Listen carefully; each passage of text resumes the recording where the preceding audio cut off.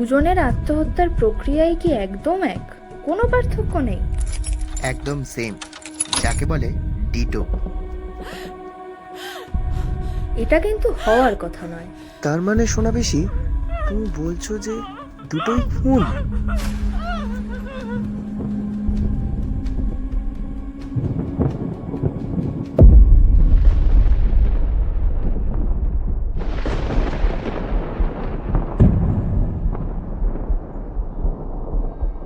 নমস্কার বন্ধুরা, আপনাদের সবাইকে স্বাগত জানাই আমাদের ইউটিউব চ্যানেলে।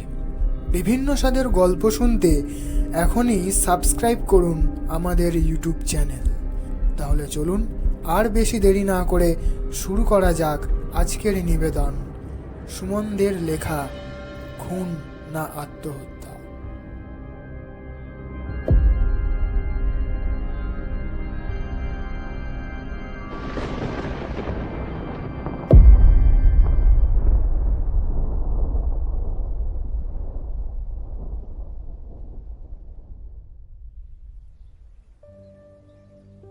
ঘরে ঢুকেই ধপ করে বেতের চেয়ারটায় বসে পড়ল পুলিশ ইন্সপেক্টর অভিরূপ রায়। উল্টো দিকে চেয়ারে বসে তখন হিউম্যান সাইকোলজির ওপর লেখা একটা আন্তর্জাতিক জার্নালে প্রকাশিত নিজের লেখা একটা নিবন্ধকে খুঁটিয়ে দেখছিলেন অধ্যাপিকা নিরুপমা রায়। অভিরূপকে এইভাবে বসে পড়তে দেখে জার্নালটা মুখের সামনে থেকে সরিয়ে নিরুপমা রায় বললেন, কি রে, তোকে এরকম ক্লান্ত দেখাচ্ছে কেন? কাজের চাপ পেয়েছে বুঝি? অভিরূপ একটা হালকা হাসি দিয়ে বলল, আর বলো না সোনা পিসি, এমনিতেই যা চাপ, তার উপর এখন আবার সব অদ্ভুত ঘটনা ঘটছে। কদিন আগেও তোমাদের এদিকে এসেছিলাম, আজ আবার আসতে হলো। সেই জন্যই ভাবলাম একবার তোমার সঙ্গে দেখা করেই যাই। এবার হাসলেন নিরুপমা রায়। দেখ অভিরূপ, তোকে আমি জন্মাতে দেখেছি। তুই আর দাদা চরিত্রের দিক থেকে একদম একরকম। কোনো কিছুতে আটকে না গেলে তোদের দুজনেরই আমার কথা মনে পড়ে না। ভনিতা না করে কি সমস্যা হয়েছে সেটা বল। নিরুপমা রায়ের বাড়ির কাজের মেয়ে শ্যামলী এরই মধ্যে টেবিলে চা আর সামান্য জলখাবার রেখে গেল অভিরূপের জন্য। নিমকিতে একটা কামড় দিয়ে অভিরূপ বলতে শুরু করলো, তোমার এই ফ্ল্যাটের কাছেই বোসপাড়া বলে এদিকে একটা এলাকা রয়েছে, আমার থানার আন্ডারেই পড়ে। গত 3 দিনের মধ্যে সেখানে দুজন আত্মহত্যা করেছেন। আরও অদ্ভুত ব্যাপার, এই দুজনের বাড়ি একে অপরের মুখোমুখি।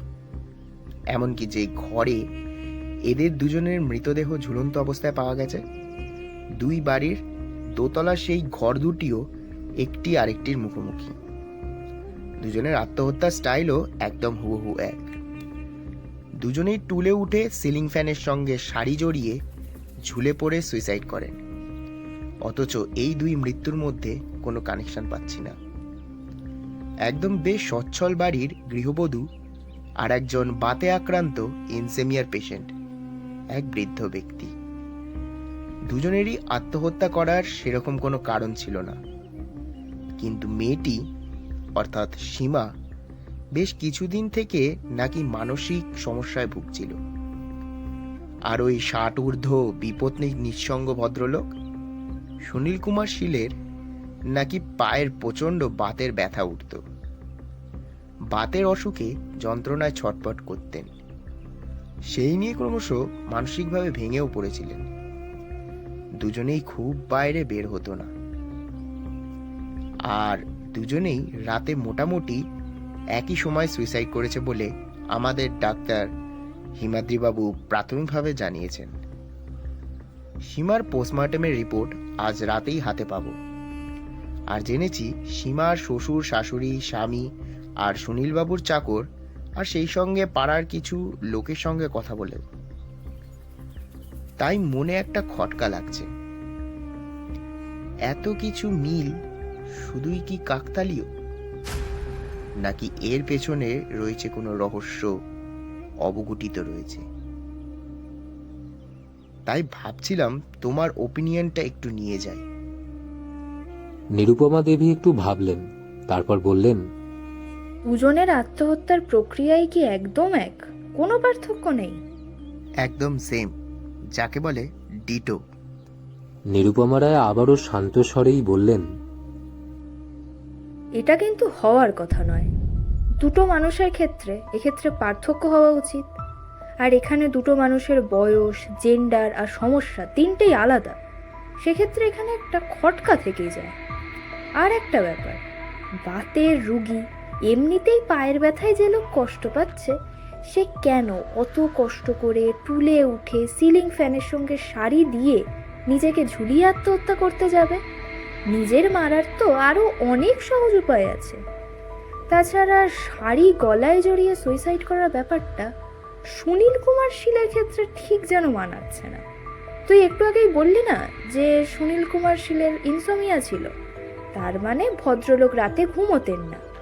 সেক্ষেত্রে যদি সীমার মৃত্যুর সঙ্গে যদি অন্য কোনো রহস্য জড়িয়ে থাকে, আর যেহেতু এদের দুজনের ঘরই একেবারে একে অন্যের মুখোমুখি, তাই এমনও তো হতে পারে সুনীল কুমার বাবু সীমার মৃত্যুর সঙ্গে জড়িত এমন কিছু দেখে ফেলেছিলেন যে তারপর তাকে আর বাঁচতে দেওয়া যায় না। তার মানে সোনা পিসি, তুমি বলছো যে দুটোই খুন? আমি বলছি শুধু সম্ভাবনার কথা, কারণ তোর কথা শুনে খটকা আমারও লাগছে। আচ্ছা, সুনীল বাবুর চাকর সে রাতে কি করছিল? জানতে চাইলেন নিরুপমা দেবী। সে তো বলছে সে রাতে যাত্রা শুনতে গিয়েছিল। পালাটা কি সেদিন প্রথম শো করছিল? না, বেশ কয়েক সপ্তাহ ধরেই চলছে। ও তো আগেও কোনো একটা রাতে সেটা দেখে আসতে পারে। আমার মনে হচ্ছে কোথাও একটা জট কিন্তু আছে। আমার মতে তুই এই মেয়েটার শ্বশুরবাড়ির ব্যাকগ্রাউন্ডটার বিষয়ে আরও খোঁজ খবর কর, আর এই চাকরটাকেও ছাড়িস না। দুটো মৃত্যুর মধ্যে কোথাও একটা সম্পর্ক রয়েছে। এই দুটোকে সহজ আত্মহত্যার কেস বলে না ভাবাই ভালো। আমার মনে হয় মেয়েটার শ্বশুরবাড়ির লোকেদের আর এই চাকরটার আরও কঠোরভাবে জেরা করলে কোনো একটা তথ্য ঠিক বেরিয়ে আসতে পারে। আর অবশ্যই পোস্টমর্টমের রিপোর্ট এক্ষেত্রে খুবই গুরুত্বপূর্ণ। নিরুপমা রায়ের সঙ্গে আরো কিছু কথা বলে সেই দিনের মতো উঠে পড়ল অভিরূপ। দিন তিনেকের মাথায় সকালে নিরুপমা রায় যখন তৈরি হচ্ছিলেন একটা সেমিনারের উদ্দেশ্যে বেরোবেন বলে, এমন সময় মোবাইলটা বেজে উঠল। নিরুপমা দেবী দেখলেন অভিরূপের ফোন। মোবাইলটা তুলেই কলটা রিসিভ করে বললেন, হ্যাঁ বল অভিরূপ। মোবাইলের ওপর থেকে অভিরূপের উত্তেজিত কণ্ঠস্বর শোনা গেল। ইউ আর গ্রেট সোনা পিসি, thanks to you. Case solved. মানে ওই জোড়া আত্মহত্যার কেস? Thanks to you. তুমি একদমই ঠিক বলেছিলে, দুটোই মার্ডার। সীমার শ্বশুরবাড়ির নানা রকমের অসৎ স্মাগলিংয়ের কারবার রয়েছে। সীমা সেসব জানতে পারায় ওকে জোর করে মানসিক রোগী সাজিয়ে রেখেছিল।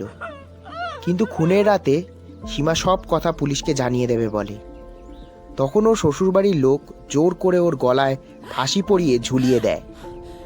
পুরো ঘটনাটাই নিজের ঘরের জানলা দিয়ে দেখেছিলেন সুনীল কুমার সিং। কিন্তু শেষ বয়সে ভীমরতি ধরেছিল ভদ্রলোকের। একসময় বেশ নামি জুয়ারি ছিলেন।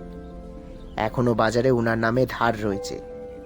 বোধহয় সেই সব শোধ করার জন্যই সীমার শ্বশুরবাড়ির লোককে সীমার মৃত্যু নিয়ে ব্ল্যাকমেল করে টাকা আদায় করার চেষ্টা করেছিলেন। কিন্তু ফল হয় উল্টো। সীমার শ্বশুরবাড়ির লোকজন ভয়ঙ্কর বেপরোয়া নৃশংস। সুনীল কুমার শীলের চাকরকে কিছু টাকা দিয়ে হাত করে তারা তার কাছ থেকে চাবি নিয়ে ঘরে ঢুকে ওই একইভাবে তারা সুনীল বাবুকেও খুন করে। চাকরটাকে ছেড়ে দিত না।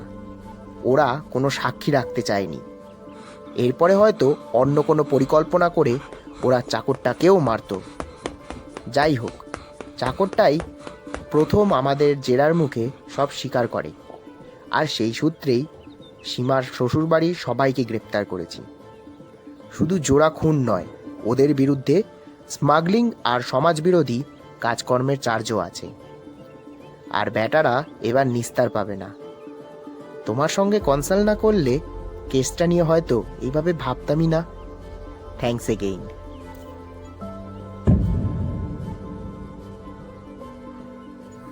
তাহলে কেমন লাগলো আমাদের আজকের গল্প?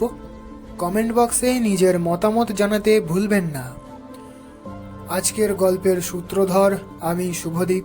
গল্প পাঠে ও প্রচ্ছদে অরিন্দম, নিরুপমার চরিত্রে লিসা, অভিরূপের চরিত্রে বিশাল, পরিবেশনা ও পরিচালনায় টিম অভিশ্রুতি।